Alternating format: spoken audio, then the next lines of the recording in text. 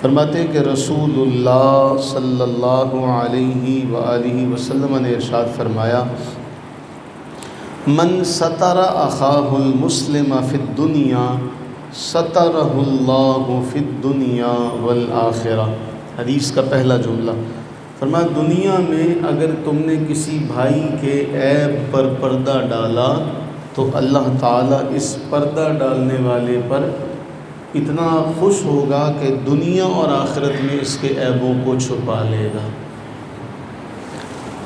دوسرا جملہ، من نفس عن اخیہ قربۃ من قرب الدنیا نفس اللہ عنہ قربۃ یوم القیامہ۔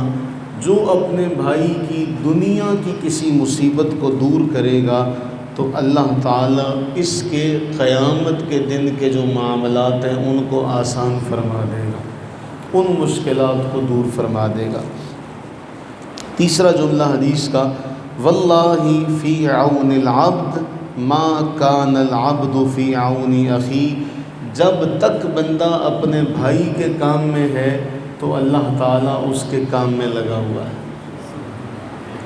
تین جملے کہ اگر آج کسی کے عیبوں پر ہم پردہ ڈال دیں گے، اس کا کوئی معاملہ دیکھا تو اللہ تعالیٰ پردہ ڈالنے والے کے دنیا میں بھی عیب چھپا لے گا، آخرت میں بھی اس کے عیبوں پر پردہ ڈالے رکھے گا۔ دنیا کی کسی مشکل پریشانی کو دور کرے گا تو اللہ تعالیٰ قیامت کی پریشانیاں دور فرمائے گا۔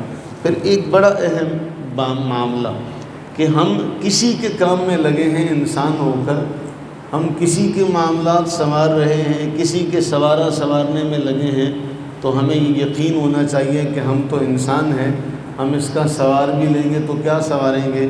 ہمیں اللہ کے نبی علیہ السلام نے یہ بشارت دی ہے کہ اللہ تمہارے کام میں لگا ہوا۔ اب اس کے بعد ہمیں ایک سبق ملتا ہے کہ مومن اسے کہتے ہیں کہ جو عیبوں پر پردہ ڈالے، کسی کا عیب دیکھ بھی لیا تو اس پر پردہ ڈالے۔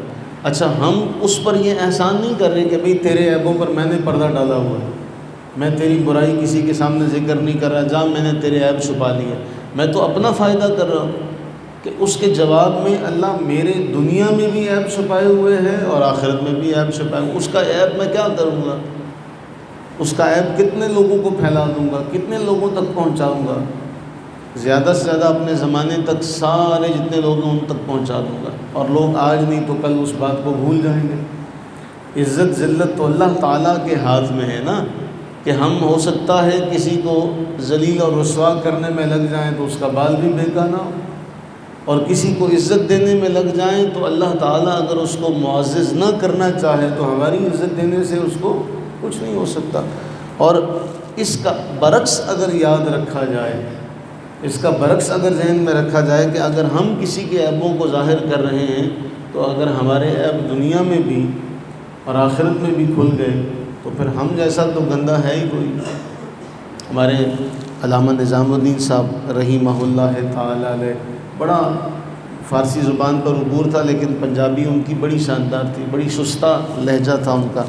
تو وہ جب کبھی اپنی موج میں آئے تو یہ شعر پڑھا کرتے تھے، اور بڑا ہم ان جیسا تو نہیں کر سکتے۔ برے نو ٹولن میں چلی برا نہ ملیا کائے، جد میں اندر چاتی ماری متھوں برا نہ کائے۔ تو یہ سبق دیا کرتے تھے کہ آپ اپنے عیبوں پر پردہ ڈالنا چاہتے ہیں تو لوگوں کے عیبوں پر پردہ ڈالیں، اور آپ یہ چاہتے ہیں کہ اللہ آپ کی دستگیری فرمائے، اللہ آپ کی حاجت پوری فرمائے، تو آپ لوگوں کے کام میں لگ جائیں، آپ کے کام اللہ سنوارتا رہے۔ اللہ تعالیٰ ہمیں ایسا بننا نصیب فرما دے جیسا کہ نبی سرور عالم صلی اللہ علیہ وسلم نے اس حدیث میں جو آج ہم نے پڑھی ہے ہمیں ترغیب دلائی ہے۔ آمین ثم آمین۔